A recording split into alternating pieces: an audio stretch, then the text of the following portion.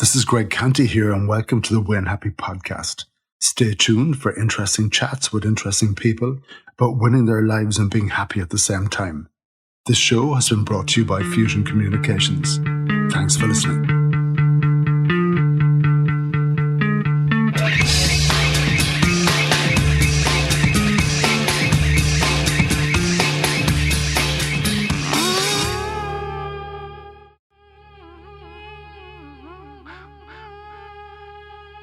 On part 2 of this 2-part podcast, I chat with conductor and composer Vincent Kennedy about his 10th album, Music of People and Place, performed by the RTE Orchestra and featuring Mark Redmond on uilleann pipes. We chatted about the powerful magic of an orchestra, the role of the conductor, and the monumental task of recording 18 tracks in just 2 days. Let's hear from Vincent.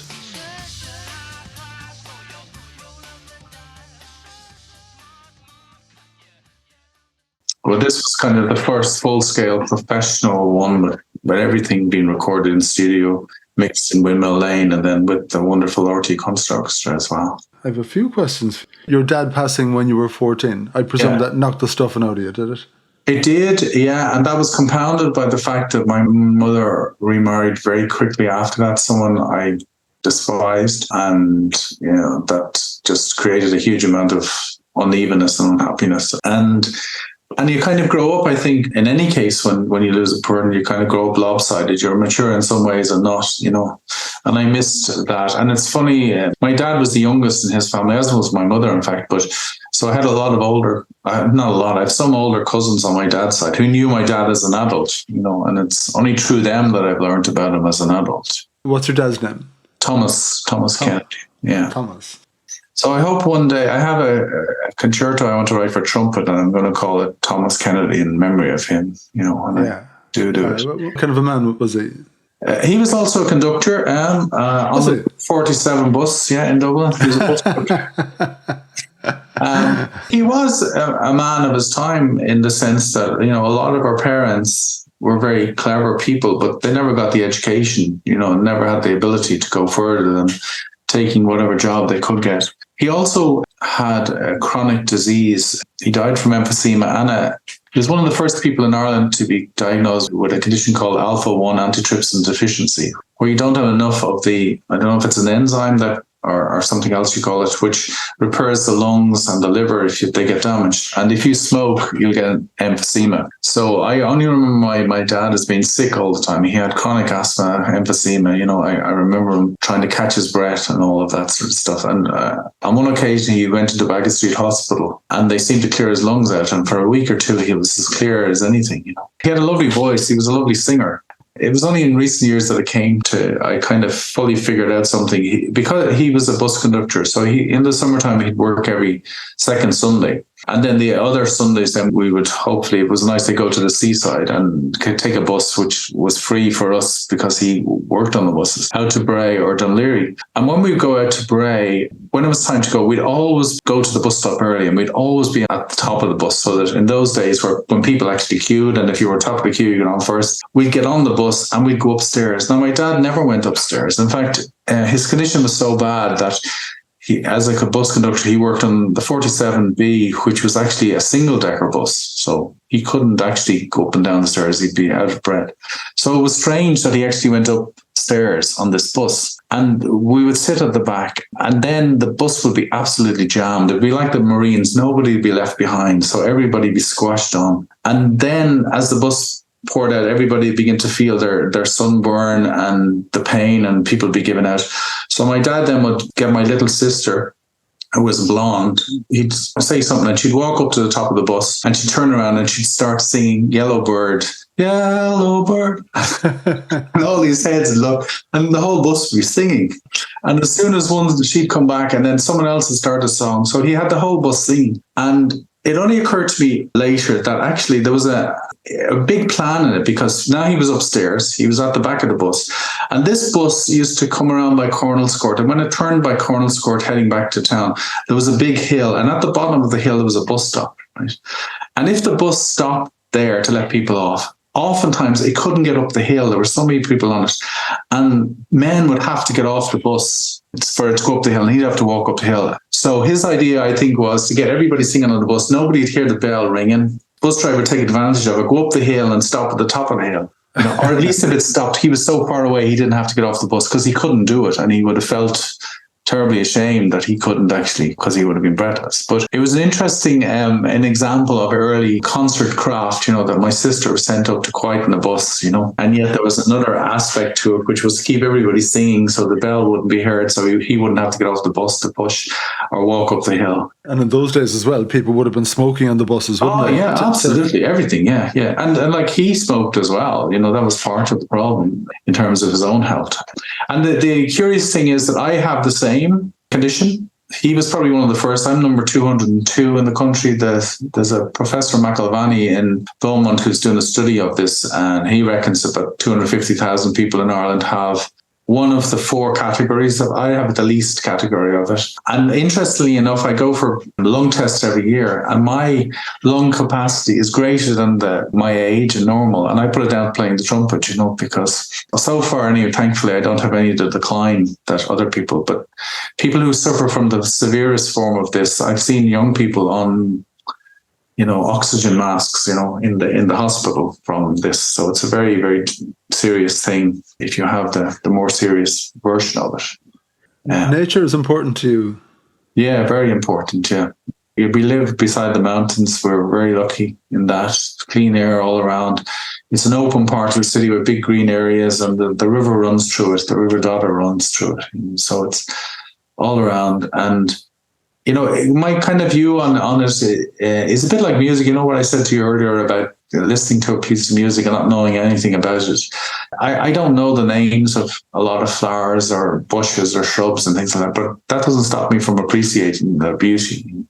I have a camera with a phone on it because I purposely got a phone that had a good camera so I could just take pictures of, not in any professional way, just for my own sake, of the beautiful blossoms and the butterflies and the bees and all the things that are around us and that we can take for granted sometimes. That's another thing now I dip into too as well. Sometimes I make little videos for YouTube with just static pictures, and I use some of the pictures I take from myself for that. But I particularly like getting close up to flowers and seeing the magic of them, taken with a good camera and our bees going in and out of them. Does it inspire your work? I'm sure it does. Yeah, it does. Like the name of the latest album is called Music of People, Place, and most of my music is inspired by people or places, and the places is the natural world, and I think we live in one of, if not the most beautiful country in the world, with so much beauty on our doorsteps. And I often think, Craig, that if we had the weather, we would have spoiled our beaches. We'd have these 10-story apartment blocks all along the beautiful beaches. And because we only get intermittent good weather, it's great. We have these beaches to ourselves like that. And it's so different, the western seaboard to the eastern seaboard, in terms of the power, and then the mountains and the colours and the lights, and it's all there to be inspired, and it's all free. People have a funny relationship with, say, tax and paying taxes, and I always think that the government should be actually having ads out to say, well, see this forest here and these walks, your taxes pay for those. These are free to everybody to use, and we have so much great nature on our doorstep, so many great national treasures and parks and wild areas that, it is all inspiring. I must invite you to come down and visit us in a little place we have in Crookhaven. Oh, wow. That'd be lovely. We look down on Crookhaven itself, the little peninsula. We can see Fastnet and Cape Clear and Shirkin and all our beautiful ocean. That must be magic, yeah. Yeah, it's absolutely amazing. Music, as we were saying, can grab you emotionally. And I've heard a story about you that you made a 6-year-old child cry in France. Well, the music did. Yeah.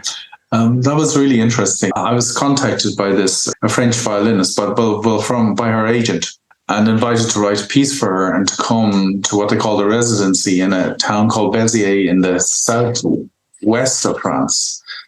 They were just telling us that it was kind of the poorest region of France, near the Pyrenees, but inland, not by the sea. And this woman, Marie Cantegrel is her name, she's a world-class violinist. And this is where her home was. So when I arrived for the residency, I expected it would be the normal thing that they would be doing my music and they'd be doing other things, because it was her with a chamber orchestra. And a few hours into it, and after a few conversations, I realized that for the 5 days I was going to be there, that they were doing nothing else but my music, right? It was only my piece. Like, that just doesn't happen in classical music anymore, that you would get that amount of rehearsal time. Good for the ego. Yeah, and also fascinating, because they would take a bar of the music that I had written and they would experiment in ways how to play it. And it was just wonderful to see. And now my French was pretty atrocious. Most of them, or very few of them, spoke English. But there was a lady there, she was English and she was a cellist, and she would translate for me. And then there was a couple of French people who had perfect English because one of their parents were American as well. And so on the last day, they invited in school children to the rehearsal. And this lady, a violinist, was so particular about it that she wouldn't call it a performance, right? She needed then another 2 months to go away and practice the music even more before she actually put it into a performance. 5 months, actually, it turned out. It was January before she actually performed. So, and the middle movement is a beautiful, even if I say so myself, a beautiful slow movement. And in fact, it's on the new version of it, is on the new CD. It's called Gra there, meaning love, and it's dedicated to Grania, my wife, who's been there all along for me and with whom I couldn't do all of this. And in that particular version that Marie Cantegal played is called Peace and Tranquility. So it's a duet between the solo violin and the cello and the orchestra as well. And even when it was being played in rehearsal, we knew there was something special about it. There was just something. So when it was played at the concert with the children, I was talking to the cellist afterwards, and she had been translating for me when I was speaking to the young people about the piece. And this little girl came along holding the hand of her friend, and her friend was wiping her eyes. And she said in French, what translated to be, "Your music made my friend cry," And the little girl was still there with the tears in her eyes. That was very, very special, that music could affect someone so young so deeply. And then at the same time, music had affected me when I was young. When actually 5 months later, when it was performed in concert, but I didn't say anything about this or didn't tell people, but other people in the audience came up to me afterwards and said the same thing about this piece of music, and so that's an extraordinary reaction that, brings people to a place where they feel comfortable enough, or they're not conscious of the fact that they are actually crying in public, And every time there's a performance like that, Vincent, is it different? They're playing the same piece, maybe the same orchestra, maybe even the same venue. Yeah. Is it different every time? Yeah, but the differences might be minute or they might be big, If you take an orchestra, I think the orchestra is one of the greatest achievements of humanity, because it's circles of people. It's like the great rooted blossom, or like the chestnut tree, because you have younger people and you have older people, And if you take the most musicians who get to orchestra stage would have started maybe very young, 6, 7, maybe even younger, right? And so if you have 50 persons in an orchestra and they have an average, just say they have an average of 30 years playing, right? That's 1,500 years of musical experience. And it's not just their musical experience, it's what they've learned from their teachers. And in music, and you see it very much in the traditional music, people learn from these great teachers. And so stuff is passed on and passed on. So it's not just something that's new, it's something that's much deeper than that, going back to the generations of skill and learning. So you have all of that. You have then the instruments that the people have, and the better musicians, the higher paid, the better instruments people have, and the better tone and everything. So, and control. One of the things that I always wanted to do, and I was never able to, except in my imagination, is, when the gymnasts go up on the rings and they're up in the air, they have to be lifted up and they have the 2 rings, and eventually they end up with their 2 arms out straight and there's not a muscle twitching, and they're just so serene. Yet they must be killing every muscle and cell in their body. Well, when you get to the level of like that on an instrument where you can control the sound so that it can be infinitesimally small and sound very little or huge, that changes the scope. and the person then, the mood of the people on the day, if someone's in a bad mood, they may not give you the best. If something else, and remember that musicians are the same as everybody else. They come into rehearsal with the same worries, or not the same, but worries and cares, and not feeling well, out late the night before, baby crying, all of those things, or somebody sick. That's why it's always different. Yeah. Never get the same performance twice, But I still prefer a performance, even in recording, than to an edited thing, where you're looking for perfection, because we get a perfection, but it may not be all the notes right, but there's a magic, there's something you feel that's transmitted from the performer. And as I say, the notes may not technically be all right, but there's something else, something that goes beyond that, something that affects the people, the human spirit. And we are rhythm and energy, remember, our hearts are beating to a particular rhythm. The physicists will tell us that, we don't exist physically at all. We're just bundles of energy, infinitesimally small, but we may be universes ourselves. And all of those things vibrate with the music at different levels. So our experience of it is all different as well. I think you would experience it different to me, and I experience it different to you. But we do experience it, and we do know what we like. And often people would say, oh, well, to me, particularly in relation to classical music, but I don't really understand it. And I'd say, well, you wouldn't say that about a pop song or a rock song. It's the same thing, it's just sound. So people, I think, do know more. They know what they like. Okay, they may not have the terms that are used, but so what? That you don't need that. You just need to know whether you like it or not, whether does it do something for you. Why is it that for certain music makes us tap our feet involuntarily almost, or click our fingers, or sway from side to side, or, it's as much a part of our nature as everything else, the cells in our bodies, the sunshine, we're all connected. But it has an ability to transfer right across, whether you speak the same language in words as somebody else, you can actually speak the same language in music, and we can feel the same things. It's a living thing. It's not like a piece of music that was written 400 years ago comes to life, when it's played. Like a painting is always a painting. And I don't mean always because I love art, and it is still just the one manifestation of it. Whereas when you have a piece of music, different instruments playing it make it sound different. Different people playing it, different levels of people playing it make a difference. The place where it's played makes a difference. People talk about acoustics and the difference between some rooms and another place. That makes a huge difference. How do you write, Vincent?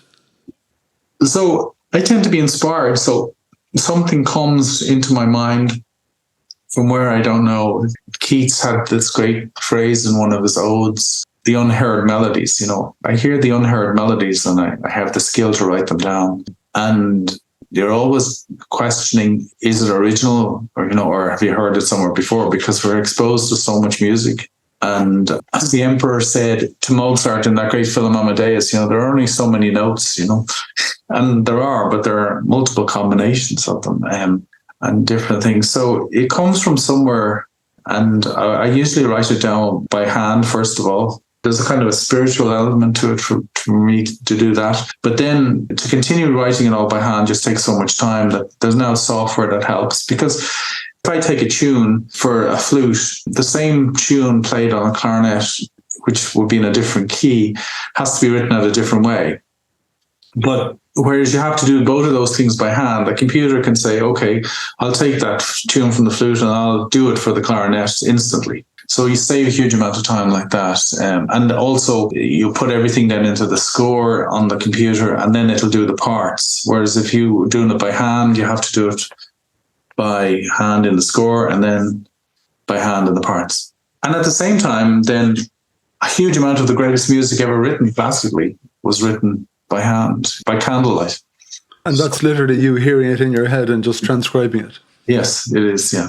Yeah. And what I hear is the tune first. What happens after that then is the architecture and the building, is where you have to put the other blocks into it, the harmony and the rhythm and the bass and counter melody. So it's the melody going against it. And that's a kind of a process where I do test out stuff, Does this chord work? Does that chord work? Have you that piece written start to finish before you committed to writing it, or?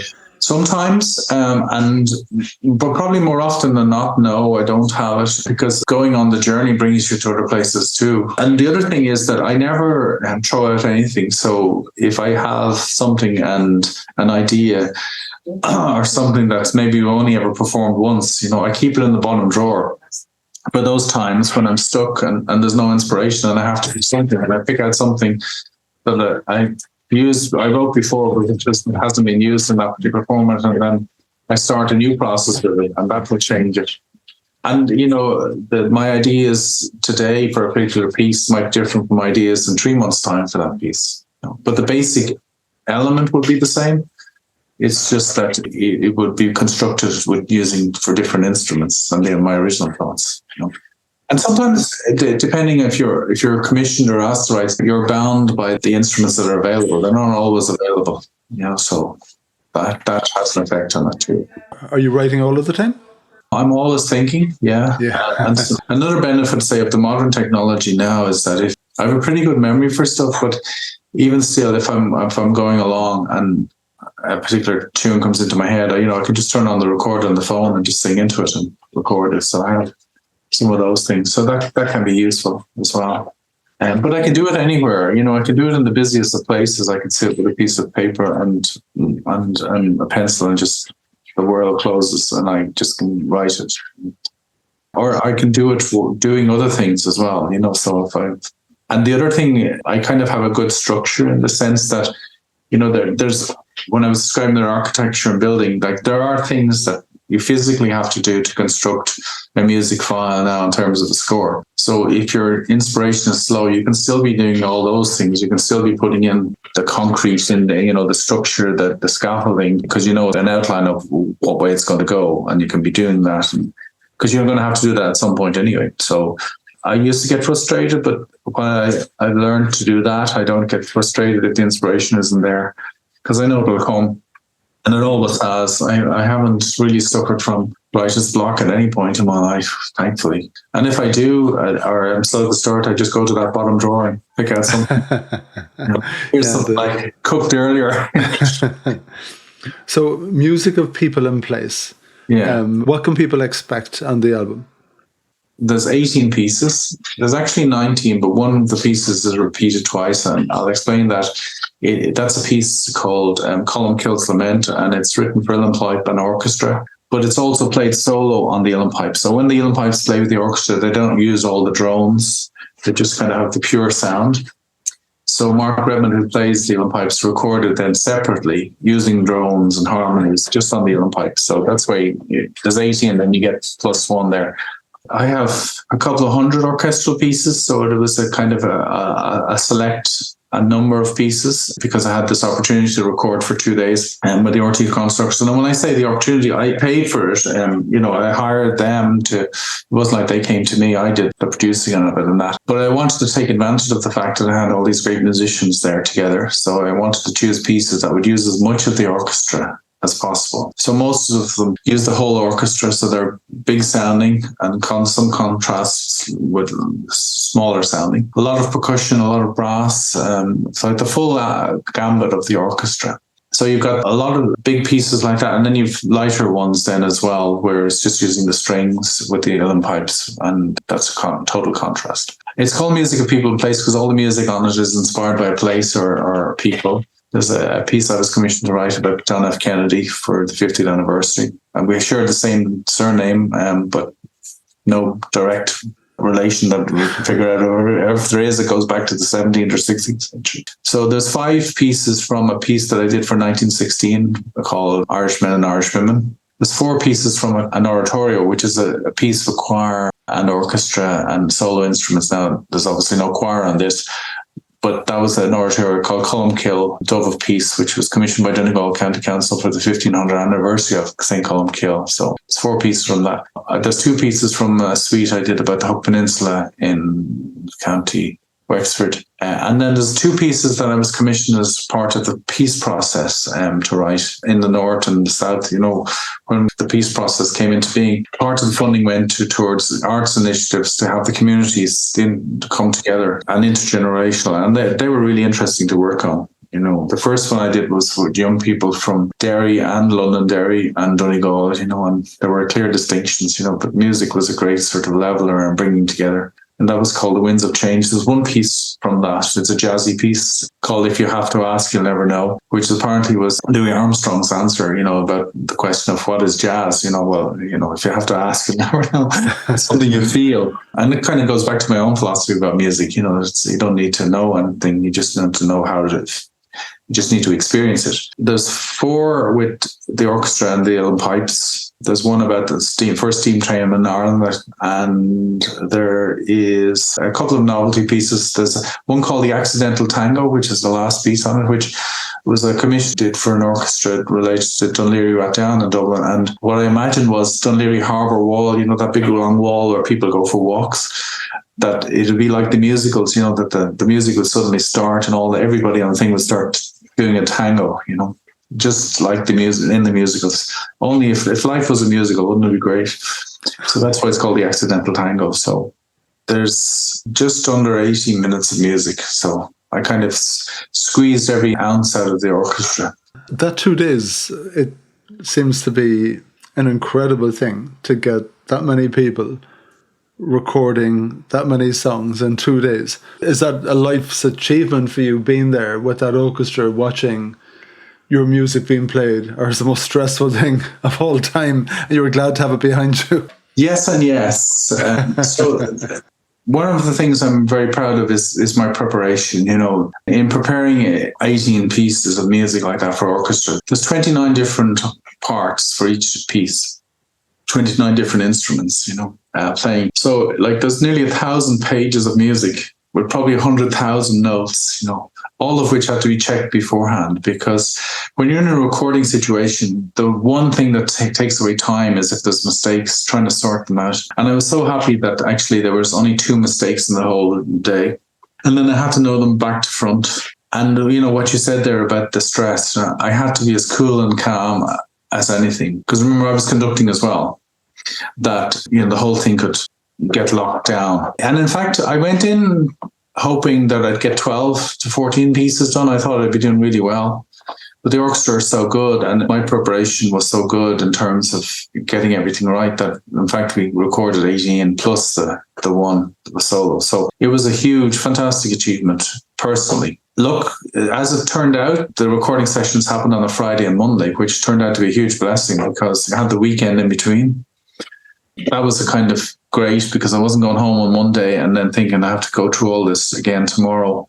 I had a little bit of space in between. We didn't need it, but that space would have been also useful if I had to change something, if something dramatically went wrong or made a decision that, you know, I need to drop trying to record this, we're just going to run out of time. So yeah, it was immense achievement. And then you go through a phase where I couldn't listen back to the music for 6 weeks because I was afraid of what I'd hear. You know, because when you perform at the highest level and you get this experience, sometimes if you listen back to you go away from this moment having such a high, and sometimes when you return to it, it can throw all of the highs out the window because you hear things that are wrong, or you can lose the veneer of what you had, the beauty of it. So it was with some trepidation when there were soon 2 sound engineers, and one from RTE and one that I hired in, and Debbie Smith, she's fantastic, and she took the recordings and then she sent them to me. And that was then only the beginning of the next part of the process, which is where you have to listen to them, because there were at least 3 takes of each piece, in some cases 4,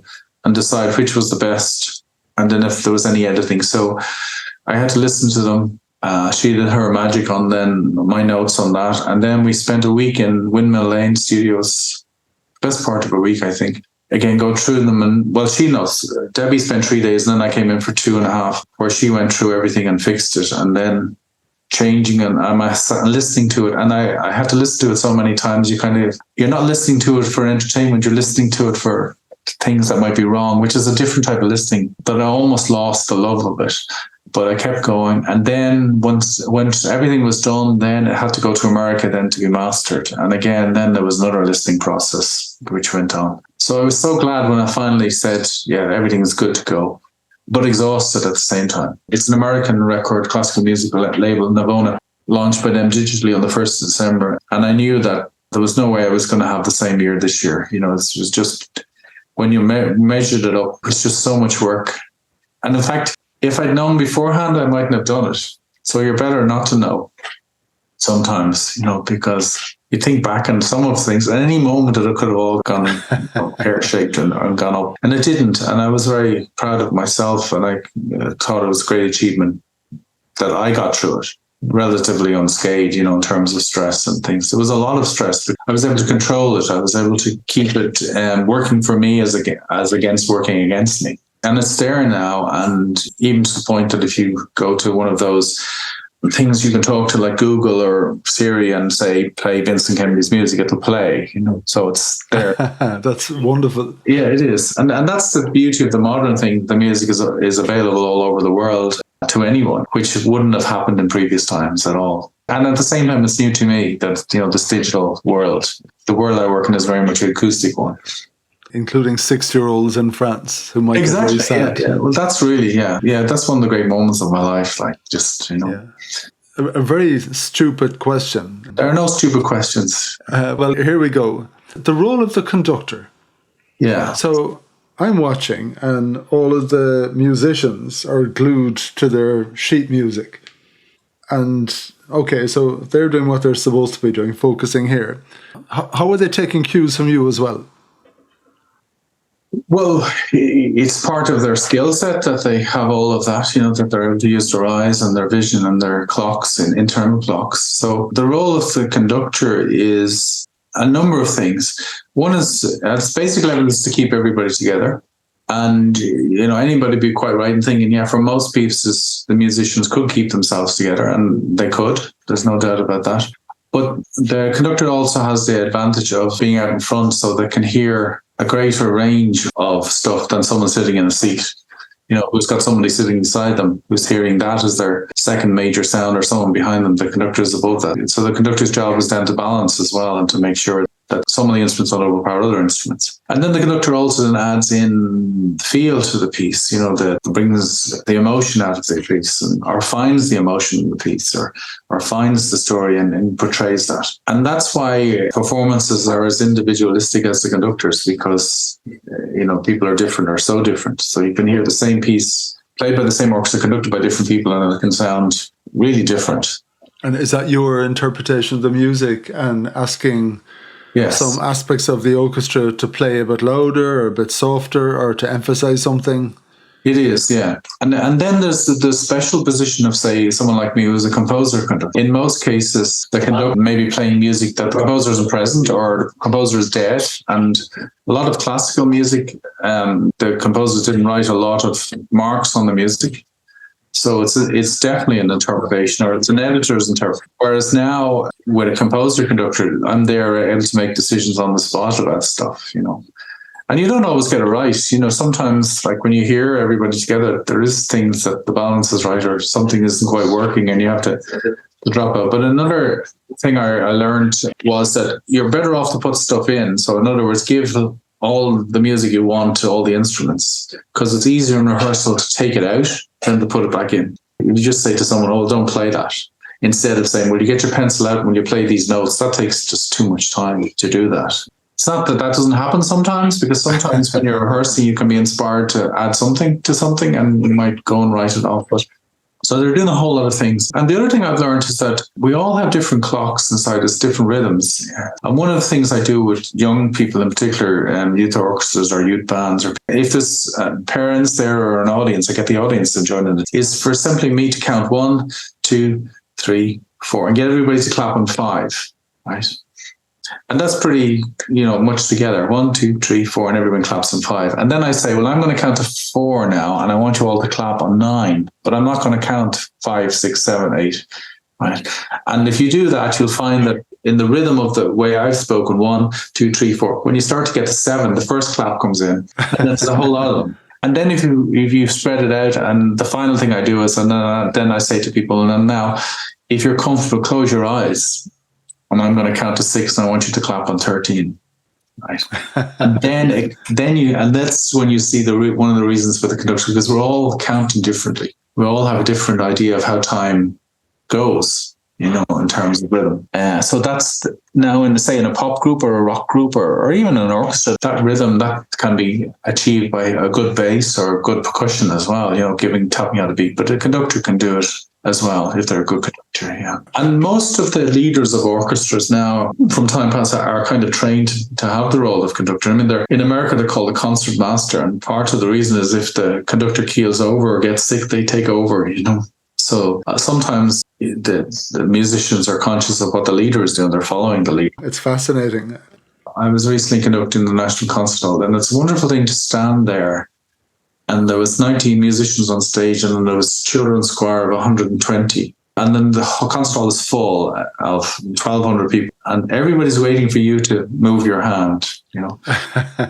There's a wonderful sense of power and humility at the same time that you started. And then as was in this case, if you're doing your own music, then this added bonus of being alive to do this and to experience it and to know that everybody's experience, whether they're playing, singing, or listening, is different. And then it's great to hear what people think afterwards. People say things or write to you. Or you get a card, as in this case, from some of the children, saying thank you and how wonderful they enjoyed it. Those things make it all worthwhile. They're very special experiences that not everybody gets to do, and feel very privileged that I do get. I think very few people walking on this earth would experience what you do, Vincent. So you're on the Win Happy podcast. What's happiness to you? Happiness is, at its base level, is being content with who I am, with what I have. I am lucky to have enough to feed myself and my family and to have a roof over our head and to be comfortable in that. Now, it's not a roof of a tent or a roof of a shed, and to live in a relatively peaceful part of the world and not to have the wants that so many people in the world do have, and people in our own society do. And to have, despite all the doubts, to have watched our children grow into adults and to be independent and to be in reasonably good health and realize the beauty of having good people, good family, good friends, meeting great people and lovely people like yourself and having that experience. And just being able to choose what to read, what to listen to, what to watch, what to sit still and be satisfied with where I am and with the life that we have at this particular moment in time, the whole history of the universe.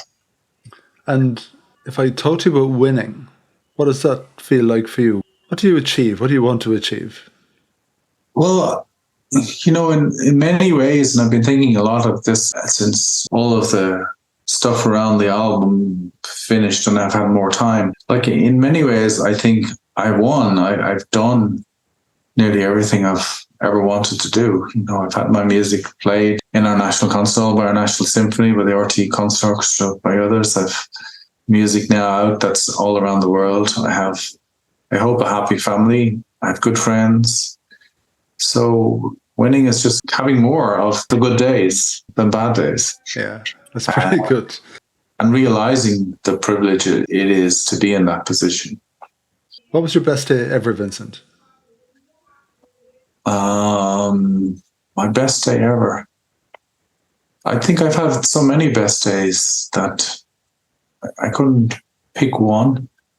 In terms of, I suppose, a day that would have had a profound effect in terms of my life and in terms of the best parts of my life, it would have been the day I met my wife. And, the moments after that when our children were born and the realization of certain aspects of life, of realizing actually that you had achieved, when I was younger, medals were a sign of winning. Yeah, of course. And they were, and I wouldn't take away from them. But as you go on in life, you realize that other things are more profound and better, and having just eventually growing into a point where I had confidence to even speak to you or to anyone and to be able to do the things I have and to be able to help other people to have confidence, I think is a great place to be. And I think one of there's two things that bother me in the world beyond all the other things that bother me, but I think shyness in people is something that can rob people of so many good life experiences. Loneliness, and sometimes one can lead to the other. That someone who's very shy can end up being very lonely. It's something with our team. We have 18 in the team, and that's a mix of some very outspoken, confident people with a lot of experience under their belt, and often some young, quiet interns. They're joining the team. What I say to all of them, in particular when we're doing brainstorms or whatever, is that you have a unique experience. You have a unique perspective, something that none of the rest of the team have. And maybe it comes from your naiveness, your youth, where you grew up, your background. And that's as valuable as whatever the experienced person brings to the party. Yeah, so get it out there. Don't be afraid of it as much as possible. And that very first thing of just opening your mouth to say something can be the most difficult thing. Yeah. A story that a person I know who's a doctor told me a story. He was working in England where they kind of have a much more holistic view of patients, and where they have a team meeting. And he was in charge of the team. And there was a particular patient, a young person in their 20s, who was in a coma after an accident, and he had come to the conclusion it was time now to turn off the machines, and so they brought the whole team together, and everybody agreed, right? And everyone who spoke agreed, we had reached the point, everything, they'd done all the tests, and then he said, now, has anybody any doubts, right? And the youngest, most inexperienced person, very, very shy, said, I don't think we should do this, right? And so he said, why? And the person said, I don't know. I can't give you a reason. Something says to me. He sort of decided, okay, he said, well, we don't have to do this today. In fact, in some ways putting it off the conversation with the family. So they didn't do it, and he decided, right? And 2 days later, that patient woke up in the hospital and was fine. Had they switched off the machines, they probably would have died, But this young person, this shy person, had no reason other than some sort of feeling, something. It wasn't that they saw something, they didn't see a twitch, they just had this something. They kept quiet, who knows? Now, it might have happened anyway, the person may have woken up, I don't know. But it was an interesting, it's more than interesting, just the dynamic of that situation. There's a lesson. Yeah, there is, yeah. And a lesson in so many ways, because so often I think, you talked about teams there, but the reality is that in all places, there is still a hierarchy. There's a person where the buck stops, and, sometimes it comes down to that person having to make a decision, so there is that. But it's when there is a value given to everyone's opinion, because there's a learning from that, even if someone disagrees with that. They can learn and see, actually, sometimes just making a decision can be the best thing, Yeah. Well, they picked a good time to open their mouth and express their view about something. Didn't they? Yeah. Wow. I have one last task for you. Sure. And it's to pick a piece of your music to close off the podcast. And I want you to pick it for your dad. Yeah. And tell me why. Oh, so I have one regret about my father's, well, many regrets, but one that was in my control was that I was 14 and he was taken out of our house, by an ambulance, and I never got the chance to say anything to him. What I would have said, I don't know, but there was just that moment, but I suppose I didn't know or didn't expect that he would die during the night, which is what happened, even though he was quite ill.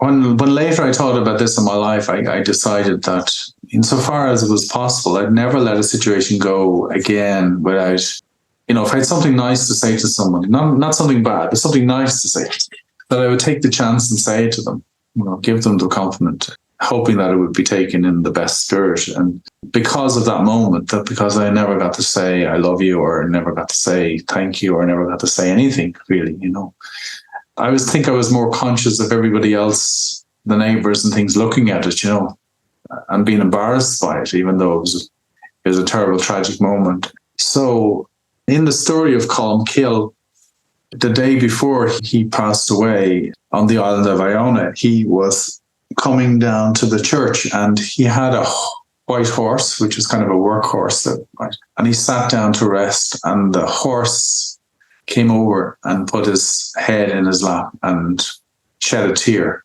So there's a piece called in Coppelbawn, which is with Mark Redman on the uilleann pipes and the concert orchestra, which I would choose for that for my father, because it's kind of that sort of, the horse was saying goodbye, it's a goodbye, it's a, see you again, hopefully someday type of thing. I think it's a beautiful piece of music myself, going back to my own belief in my stuff, but it's also one of those pieces that's sad, but kind of that sadness then transitions into a joy or a love as well. So that's the one I would choose. And thank you for asking me about that. That's very special.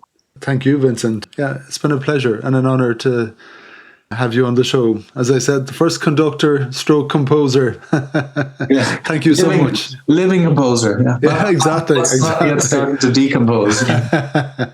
Thank you so much. Well, thank you, Barry. Lovely. Yeah, take it easy. Okay, you too. Yeah.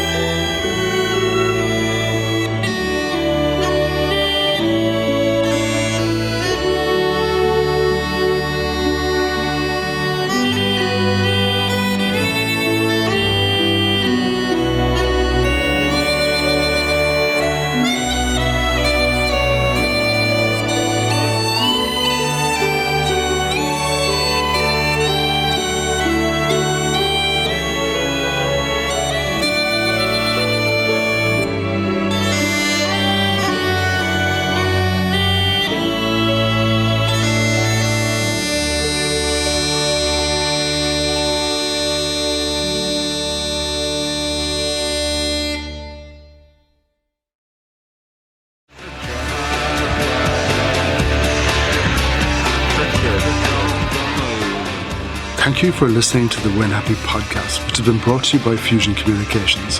If you'd like to get in touch, feel free to send me an email at greg@fusion.ie. So until next time, take it easy.